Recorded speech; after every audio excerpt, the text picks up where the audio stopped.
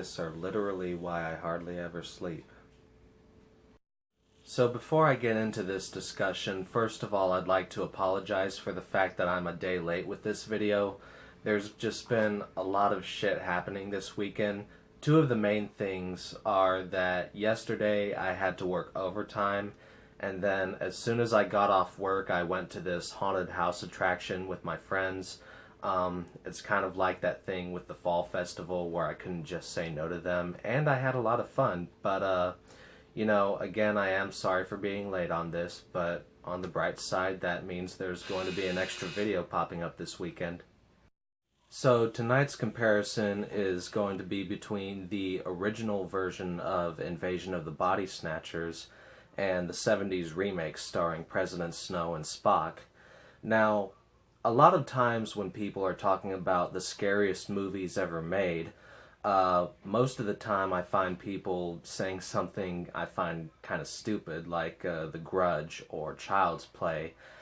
But I think that Invasion of the Body Snatchers deserves to be on some of those lists. I mean, just take a second to think of the people who are closest to you, your parents, if you have any children or a significant other, your closest friends, people who you have just grown to love over the years, and then one day you find that they're still physically there, they still look and talk like themselves, but there's something missing, something which originally made that person, the person who you used to know, is suddenly gone, and they've been replaced by something which is incapable of violence or the want to do any kind of unlawful acts, but at the same time doesn't have the capacity for ambition, enjoyment, or love. They're only driven by the instinct to survive and preserve their own species, and in order to do so, they're going to replace you next. I mean, there's a good reason this has been remade and spun off so many times, because the concept of stealth is still terrifying as all hell, and it always will be, at least until the pod people eventually take over. In that case, they'll probably react to these movies much like I react to It's a Wonderful Life. So in starting off with this comparison, I'd like to talk about some of the background characters and how they react to the situation at hand.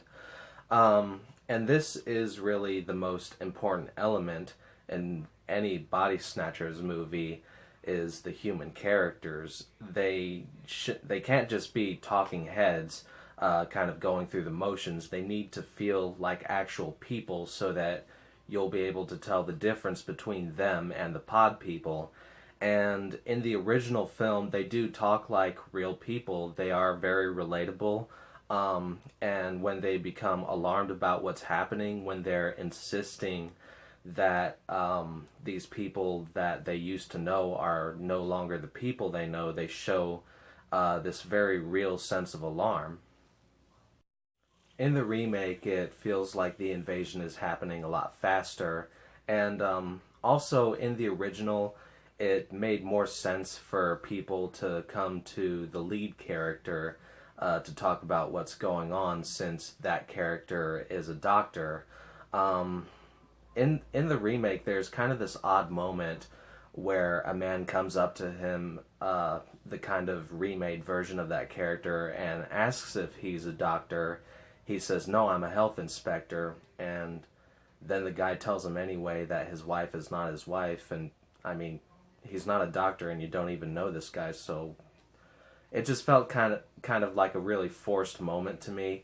Also, Kevin McCarthy from the original film makes a cameo in the remake, doing something that he did in the original film, only in this version it feels like he's overacting a lot more, although it does lead to one of the scariest scenes in the movie, which I'll get into in a little bit when I start talking about the pod people. Also, while some of the characters are fairly well written for the most part in the remake, you know more about who they are and what they do, some of the dialogue that they spit out is kind of just insane. Like there's one point where this woman is talking about the spacemen who came to Earth millions of years ago and mated with apes and monkeys to create human beings, and now that these pod people are here, they're basically doing the same thing. What? Now, in getting into some of the main characters in these movies, one character who is in both versions is this psychiatrist. In the original film, the main thing that stands out about him to me is that he possibly has the best line in the entire movie, where he goes into this brief monologue about the human mind and points out how we've been able to learn so much about the world around us, and even to some small extent the universe. But no matter how much we explore, no matter how much we're able to understand how things work, we may never be able to fully comprehend our own minds and how they work. In the remake, the psychiatrist is played by the late great Leonard Nimoy, and when you're first introduced to him, he's actually a very frustrating character to watch. As these people are trying to talk to him about what's happening, he keeps insisting and insisting some more that, you know, they're wrong about what they're saying. They're just going crazy, and he even comes off as a little bit condescending about it and hardly ever lets anyone get a word in edgewise. But as the movie goes on and he starts to go through more of an arc, he does eventually come off as a very warm and likable character. Also, you've got a female lead in both versions who is the love interest of the main character. In the original, there's not really much to her, to be honest, but she does get the job done. She is still very likable. Like everyone else, the most important thing is that she feels like a real human being, which she does. And she even has some great back and forth with the main character as they're talking about their potential relationship.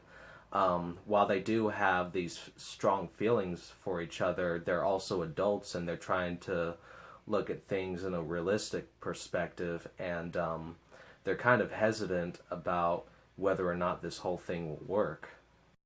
In the remake, there is definitely more to this character. She has more of a sense of humor. She has more attributes to her personality, like this crazy thing she can do with her eyes, just generally things that make her her. And once the invasion is happening, she has much more of an emotional reaction. She goes more out of her way in an attempt to help other people who are basically going through the same thing she's going through, because one of her loved ones is taken from her early on in the film. And this actually adds more of an interesting dynamic to her relationship with the lead character. And now on to the main character in both of these films. In the original, this guy is played by Kevin McCarthy, and he works as a doctor, and he is a very likable and intelligent person, definitely an ideal doctor, but also pretty much an everyman. Once again, I love the dialogue that goes on between him and his love interest. And he's also more established at the very beginning of the film. Most of the film is essentially a flashback, because at the very beginning, during his intro, he has just escaped the pod people, and he's trying to tell the world about what's going on before it's too late. And they even try to play up this angle where, you know, he couldn't possibly be insane because he's a doctor, which history proves is completely wrong, but okay, we'll go with that. In the remake, this character is played by Donald Sutherland, and there aren't really that many differences with him in terms of personality. He's still a very likable, fun, and intelligent character. Although, again, in this version, he's just a health inspector instead of a doctor. And I think his introduction scene is a little more interesting. When you're first introduced to him, he just comes off as this very stern, cold person. He doesn't even crack a smile in his first scene, but Then in the scene right after that, and as the rest of the movie goes on, he shows more of a sense of humor and a little more of a warm side as well. Now, in getting into the main villains of Invasion of the Body Snatchers, the Pod People, there really isn't much for me to say about them in the original. They are very terrifying, of course, just the concept of them. And their setup is pretty unsettling as you're seeing more and more people being replaced by these things. And, it is also creepy to see some of their bodies in the making. Although, one complaint I do have is that the very first visual you get is pretty underwhelming. There's this point where you're supposed to be seeing this pod person in the making that just doesn't have all of the details yet, and their face is uncovered by the main character, and then there's this dramatic and scary music playing, but you only see about this much of their face, so you don't really know what you're supposed to be alarmed by. In the remake, there are some pros and cons to the pod people, and I'm going to start off with the pros. For one thing, the first reveal that I mentioned in the first movie is a lot more effective in the remake, and you see more of a reason why these characters and you as an audience member should be alarmed. For another thing, you get to see more of the process of one of these things actually growing and taking on the appearance of a human being, and it proves to be one of the scariest scenes in the entire movie, and it makes more sense for them to be growing pod people in the first place. In the first movie, you get this scene where you see the process of someone being replaced, and it is a very effective and terrifying moment, but at the same time I was just kind of sitting there wondering what was the point of growing that other person in the first place. Again, it just makes more sense in how they do it in the remake. Oh yeah, and one other thing that's pretty effective in the remake are how the pod people are essentially these living sirens. Whenever they run into a human being and they need help in capturing them, they let out this really loud and horrifying shriek. Now, in getting into what I find to be the negatives with the pod people in the remake, for one thing, they show more of the process of how these things got to Earth in the first place at the beginning of the film, and there are some very well done and beautiful special effects on display in this sequence, but in my opinion it's kind of like showing how Michael Myers became a serial killer. It is interesting in a way, but not altogether necessary to the plot.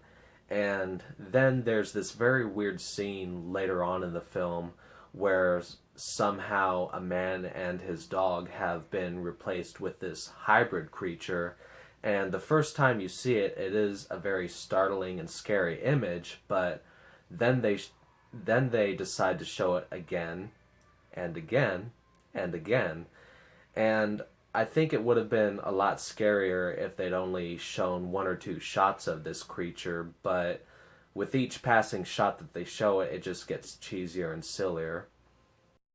In conclusion, this was yet another close competition for me.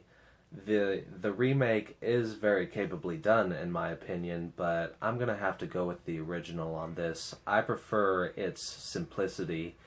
Even though the characters are more fleshed out in the remake, they're still very likable and very well written in the original version, and I prefer the more ambiguous nature of the pod people.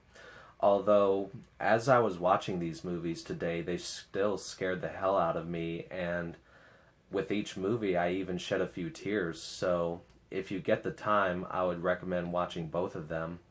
Anyway, that's all I've got to say for this comparison. I hope you all have a good one.